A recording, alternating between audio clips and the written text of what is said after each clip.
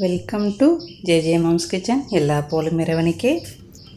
இன்றைக்கி நம்ம ஒரு அருமையான சக்கரை பொங்கல் பார்க்க போகிறோம் ஃப்ரெண்ட்ஸ். அதுக்கு முன்னாடி எல்லாருக்குமே பொங்கல் வாழ்த்துக்கள். எப்பவும் இதே மாதிரி இனிப்பாக எப்பவும் சந்தோஷமாக ஆரோக்கியமாக இருங்க. இன்றைக்கி நம்ம ஒரு ஆரோக்கியமான உணவில் தான் நம்ம அரிசியில் தான் நம்ம சக்கரை பொங்கல் செய்ய போகிறோம். கடைசி வரைக்கும் மிஸ் பண்ணாமல் பாருங்கள்.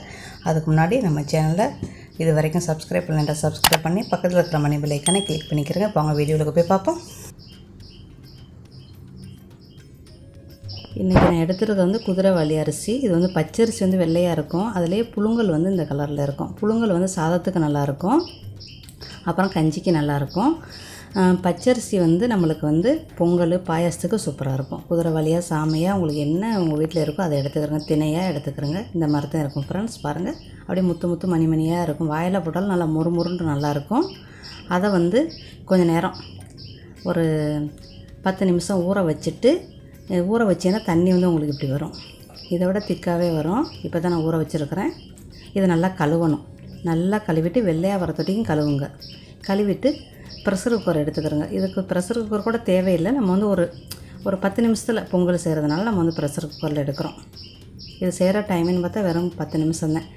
1 கப்பு அரிசிக்கு 5 கப்பு தண்ணி. அதில் நான் 4 கப்பு தண்ணியும் 1 கப்பு பாலும் போடுறேன். இதே கப்பில் அரிசி எந்த கப்பில் அரிசி எடுத்தீங்களோ அதே கப்பில் 5 கப்பு போட்டுக்கிறோங்க தண்ணி.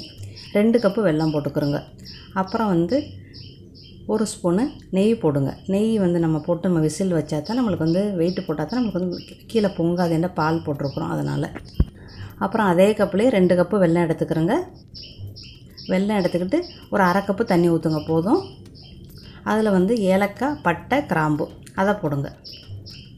ஏலக்காய் 4 நான் இடித்து வச்சுருக்கிறேன். பட்டை, கிராம்பு கொஞ்சமாக போடுங்க. நல்லா வாசமாக கம்மாமண்டு இருக்கும்.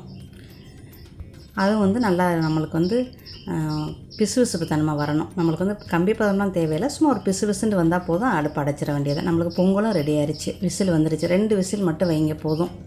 அப்புறம் இதையும் வடிகட்டிக்கிறங்க. இதில் கொஞ்சமாக நெய் போட்டிங்கன்னா உங்களுக்கு மினுமினுப்பு வரும். இல்லைன்னா கல்கண்டு கூட நீங்கள் போடலாம். கல்கண்டு ஒரு 5-6 கல்கண்டு போட்டிங்கன்னா உங்களுக்கு பொங்கல் மினுமினுண்டு வரும். நான் ஏற்கனவே பச்சரிசி பொங்கல் போட்டிருக்கேன். அதில் எல்லாமே சொல்லியிருக்கிறேன் ஃப்ரெண்ட்ஸ். இப்போ வாங்க நம்ம குக்கரை திறந்து பார்ப்போம்.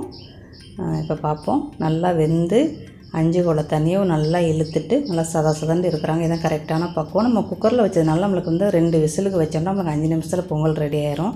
அதுவே நம்ம சட்டியில் வச்சோம்னா ஒரு 10 நிமிஷம் ஆகும் ஃப்ரெண்ட்ஸ். அவ்வளோதான். அப்புறம் நம்ம கருப்பட்டி காய்ச்சி வச்சுருக்கிறோம்ல அதை ஊற்றுங்க. இதில் பாசிப்பயிறு போடலை. பாசிப்பருப்பு நான் போடலை. நான் ஏற்கனவே பச்சரிசி பொங்கல் பாசிப்பருப்பு போட்டிருக்கிறேன். நீங்கள் பாசிப்பருப்பு வேண்டாம். இந்த அளவுக்கு ஒரு 3 ஸ்பூனு பாசிப்பருப்பு போட்டுக்கிறோங்க ஃப்ரெண்ட்ஸ். கரெக்டாக இருக்கும். 3லேருந்து 4 ஸ்பூன் போட்டுக்கிறோங்க. நம்ம சாப்பிடத்தான் செய்கிறதுனால நம்ம கொஞ்சமாக உப்பு போடுறோம். 1/4 ஸ்பூனு உப்பு போடுங்க. அதுவே நீங்கள் பூஜைக்கு இருந்தால் உப்பு போட மாட்டாங்க ஃப்ரெண்ட்ஸ். அது உங்களுக்கும் தெரியும். அவ்வளோதான். அதையும் போட்டு கிண்டி விட்டுக்கிறோங்க. கிண்டி விட்டு இப்போ நம்ம முந்திரி கிஸ்மிஸை வறுப்போம். 3 ஸ்பூன் நெய் போட்டுக்கிறோங்க. 3லேருந்து 5 ஸ்பூன் வரைக்கும் நீங்கள் நெய் போட்டுக்கிறலாம். நான் வெறும் 3 ஸ்பூன் போடுறேன். போட்டு முந்திரியை நல்லா பொரிஞ்சுக்கிட்டு இருக்கையிலேயே கிஸ்மிஸை போட்டுருங்க. போட்டு அதையும் அதில் ஊற்றிட வேண்டியதான்.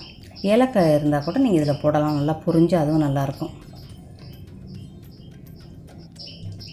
அவ்வளோதான் ஃப்ரெண்ட்ஸ். இதையும் நம்ம பொரிச்சாச்சு. அவ்வளோதான். நம்மளுக்கு முந்திரியும் கிஸ்மஸும் நல்லா பொரிஞ்சிருச்சு. இப்போ 2 ஏலக்காய் தட்டி போடுங்க. ஏலக்காய் தூள் போடுறா இந்த நேரத்தில் ஒரு 1/4 ஸ்பூன் போடுங்க. இதே நேரத்தில் பச்சை கற்பூரம் வேணுண்டா ஒரு பிஞ்ச் போடுங்க. அப்புறம் நம்ம முந்திரி கிஸ்மிஸை போட்டு கிண்டி விட வேண்டியதுதான். இந்த வேலையில் பச்சை கற்பூரம் இருந்துச்சுன்னா நீங்கள் விரும்புனீங்கன்னா ஒரு பிஞ்ச் மட்டும் போடுங்க பச்சை கற்பூரம். அவ்வளோதான். பச்சை கற்பூரம் நம்ம எதுக்கு யூஸ் பண்ணுறோம்னா, நெஞ்சு சளி இருக்கிற குழந்தைகளுக்கு நம்ம சூடு பண்ணி இதான் பச்சை கற்பூரம் பொடி சூடு பண்ணி நம்ம நெஞ்சுக்கு தேய்ச்சோம்னா நம்மளுக்கு சளி வராது. அதே மாதிரி கைகால் வலி இருக்கிறவங்க அதை லைட்டாக சூடு பண்ணி தேய்ச்சிங்கன்னா கைகால் வலி உடனே நம்மளுக்கு தேவையாக போகும். அதுக்கு தான் பச்சை கற்பூரம் யூஸ் பண்ணுவாங்க. நான் அதுக்கு தான் யூஸ் பண்ணுவேன். அவ்வளோதான் ஃப்ரெண்ட்ஸ். இப்போ ஒரு அருமையான ஒரு ஆரோக்கியமான பொங்கல் நம்ம செஞ்சிட்டோம். நீங்களும் இந்த வருஷம் பொங்கலுக்கு இந்த மாதிரி சிறுதானியத்தில் இந்த அரிசியில் வாங்கி நீங்கள் பொங்கல் செஞ்சு உங்கள் வீட்டில் உங்கள் ஃபேமிலிக்கும் ஆரோக்கியமான உணவை நீங்கள் கொடுங்க. கண்டிப்பாக ட்ரை பண்ணி பார்த்துட்டு கமெண்டில் சொல்லுங்கள் ஃப்ரெண்ட்ஸ். உங்களுக்கு எப்படி இருந்துச்சு, எப்படி வந்துச்சு அப்படின்ட்டு. இன்னொரு நல்ல பதிலை சந்திக்கிறேன். தேங்க்யூ ஃபார் வாட்சிங். இந்த வீடியோ பிடிச்சா லைக் பண்ணுங்கள், கமெண்ட் பண்ணுங்கள். இது வரைக்கும் நம்ம சேனலை சப்ஸ்கிரைப் பண்ணிக்கிறேங்க. Thank you. Hi guys, thank you for watching. Did you must kitchen? Bye, see you soon.